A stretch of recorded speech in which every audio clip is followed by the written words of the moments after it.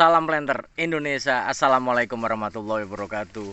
Kita masih berada di tanaman muda. Seperti janji The Brondol adalah bagaimana caranya biar produksi kelapa sawit kita itu bisa seperti ini gitu. Jadi kita tidak bisa berharap produksi di panen perdana nanti itu besar dengan semata-mata kita mengandalkan takdir saja. Tapi harus ada perlakuan khusus dari kita sebagai petani.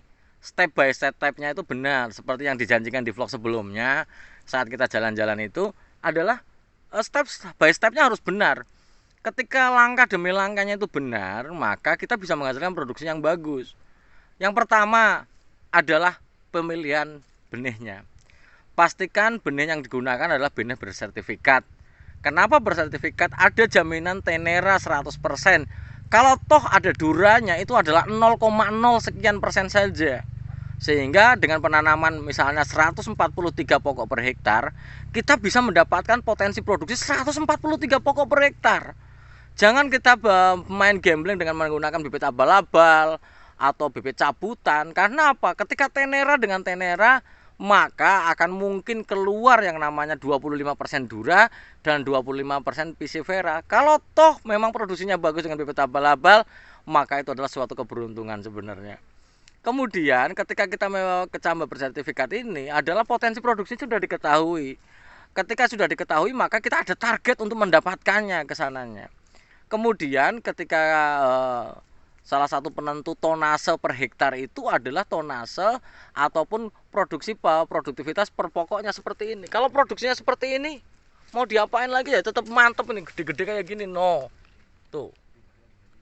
Maka memang ketika kita punya 143 pokok per hektar ya kita harus panen 143 pokok per hektar gitu. Jangan 143 pokok per hektar ternyata duranya sekian persen, Pisciferanya sekian persen, yang penyerbukannya kadang-kadang atau terdapat yang fertilnya banyak. Lah ini menjadi salah satu hal yang sangat penting untuk diperhatikan, yaitu adalah yang pertama adalah pemilihan bibit bersertifikat. Kemudian yang kedua, ketika kita menggunakan bibit sertifikat adalah teknis budidayanya yang benar. Dimulai dari apa? Dimulai dari pelubang tanaman. Umur bibit mungkin bisa saja 12 plus minus 3, yang artinya bibit yang digunakan adalah 9 sampai 15 bulan. Itu adalah yang optimal. Bisa kita gunakan untuk bahan tanam di lapangan. Kemudian ketika sudah mau menanam di lapangan, step selanjutnya adalah bikin lubangnya. Lubangnya standar 60 x 60 x 60 dengan menambahkan pupuk dasarnya berupa rock fosfat dan dolomit.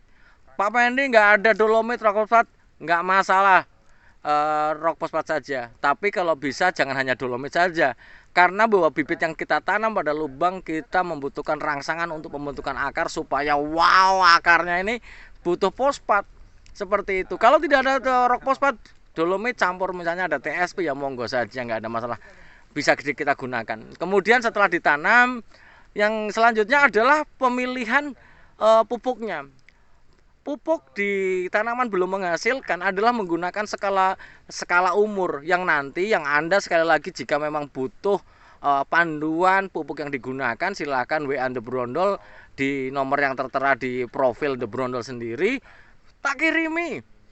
Kalau bisa malam WA-nya, soalnya kalau siang saya kerja, kalau malam insya Allah saya akan kirimkan sebisa mungkin. Kalau memang belum dikirimi WA lagi, Pak Pen di mana, Pak Pen di mana, akan saya kirimkan.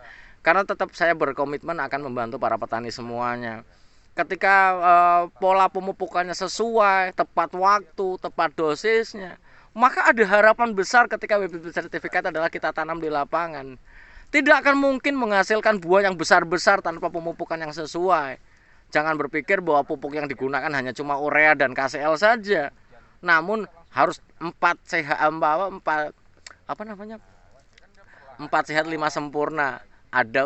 Ada sumber nitrogen, fosfor, kalium, magnesium, dan penggunaan pupuk unsur hara mikro juga sangat penting untuk kita gunakan. Kemudian jangan lupa perawatannya. Setelah pupuknya benar, perawatannya benar. Jangan sampai ada lalangnya, anak kayunya, karena kedua gulma ini tidak boleh ada di perkebunan. Pembersihan piringannya, Dan yang paling penting, ketika mengendalikan gulma di usia dini, usahakan jauhi dengan menggunakan herbisida. Sekali lagi, jauh dengan menggunakan herbisida. Kalau toh mau menggunakan herbisida, umurnya adalah 1 tahun ke atas, bahkan 2 tahun ke atas baru kita gunakan herbisida. Apalagi petani yang mengelola cuma 2 hektar saja, saya yakinnya Anda mampu untuk manualnya. Karena memang pengendalian menggunakan herbisida jika berlebihan juga akan berpengaruh terhadap biota atau mikroorganisme yang ada di perakaran kita, yang sebenarnya akan membantu pertumbuhan tanaman kelapa sawit ini yang bagus. Di dalam pemupukan kelapa sawit ini, salah satunya yang paling penting adalah bahan organik. Pak Pendi, kenapa Pak Pendi selalu menyampaikan bahan organik? Karena bahan organik, jangan dipikir bahan organik adalah sumber unsur hara saja. Salah. Karena bahan organik pasti akan membantu tanaman kelapa sawit untuk akarnya berkembang dengan bagus. Kenapa? Karena bahan organik akan membantu perbaikan struktur tanah itu sendiri. Ketika struktur tanahnya yang biasanya lihat berat, adanya bahan organik bisa menggunakan janjangan kosong, solid, atau kotoran ayam, kambing, sapi bisa digunakan, maka akan membantu perbaikan struktur tanah itu sendiri. Baik dia lihat berat ataupun dia berpasir, semuanya akan kita perbaiki sehingga akan meningkatkan efisiensi penyerapan unsur hara yang diberikan oleh pemupukan kita gitu. Sehingga jangan penggunaan pupuk organik ini jangan dikira pupuk organik adalah sumber unsur hara yang tepat. Belum tentu, karena kandungannya dikit. Sementara kebutuhan tanaman kelapa sawit akan unsur hara besar sekali. Lah ini satu hal yang harus kita pahami bareng-bareng. Dan yang selanjutnya adalah Pak Pendi, apakah pupuk organiknya bisa menggunakan misalnya yang kemasan yang berapa? Jangan mudah tergoda dengan menggunakan pupuk organik yang harganya mahal tapi hasilnya tidak sesuai. Karena lebih bagus duitnya adalah untuk beli kotoran ayam, kambing atau sapi, kemudian kita aplikasikan ke lapangan karena jumlahnya lebih banyak dan lebih bagus pastinya. Pak Pendi, apakah perlu menggunakan mikroorganisme? Kalau mau ditambahkan juga nggak ada masalah. Misalnya Anda punya kotoran misalnya punya sapi, urinnya ditampung, kemudian mau ditambahkan monggo saja. Yang pasti bahwa pupuk organik yang digunakan di tanaman kelapa sawit kita dipastikan 100% sudah matang. Jangan sampai memiliki CE per N rasionya masih mentah sehingga akan berpengaruh terhadap kestabilan unsur hara yang ada di lahan kita, plus penyerapannya cukup lama. Maka fermentasi itu penting sekali untuk kita laksanakan ketika kita menggunakan bahan organik. Selanjutnya, salah satu cara yang paling penting untuk di tanaman belum menghasilkan adalah penjadwalan kastrasi. Karena untuk bisa mendapatkan buah yang seperti ini dengan komedal minimal 3 kg adalah bagaimana kita itu bisa berhasil di dalam kastrasinya. Di mana kastrasinya? Begitu bunga keluar, habisi. Bunga keluar, habisi. Ketika misalnya dari penanaman sampai 15 bulan, mau betina, mau jantan, habisi semuanya. Di usia 15 bulan, para petani dan para planter semuanya, yang betina, bunga betina yang meletek dikit kelihatan betina, buang. Yang jantan ditinggal. Supaya apa? Supaya ada menarik Lesdibius cameronicus di lahan kita untuk membantu penyerbukan. Dengan adanya Lesdibius cameronicus, maka penyerbukan kelapa sawit yang yang seperti ini mana ya? Ini penjelasannya. Kalau buah misalnya buah sebesar ini besar segini, ini bisa besar aja, tapi tidak sampai dalam. Ketika tidak sampai dalam, maka berat buatan dan buah segar ini juga tidak akan berat. Maka ketika penyerbukan kita membutuhkan dia berat sampai ke dalam sana, pembentukan sebagian sempurna, maka perlu adanya serangga yang dikaruniai Allah kepada kita semua sebagai petani kelapa sawit yang namanya adalah Lesdibius cameronicus. Ketika penyerbukannya sempurna, maka buahnya besar dan berat karena brondolnya sampai ke dalam. Sehingga memang ketika dibiarkan 15 bulan sampai usia 20 bulan, maka tinggal yang jantan-jantan. Kemudian di 20 bulan setelah tanam masuk ke 21, semuanya tinggalkan bunganya untuk persiapan panen perdana. Karena apakah hanya 20 bulannya tergantung. Spesifikasi kecambahnya adalah panen pada usia berapa bulan setelah tanam. Ada yang 26, ada yang 28, bahkan 30 bulan. Sehingga mundur 6 bulan itulah kita hentikan seluruhnya. Nanti niscaya buah yang kita hasilkan adalah lebih daripada 3 kg supaya bisa diterima di RAM dan harganya sangat menarik sekali. Mungkin itu saja dulu yang dapat saya simpulkan keberhasilan di panen perdana ini. Dan yang paling penting adalah perawatannya.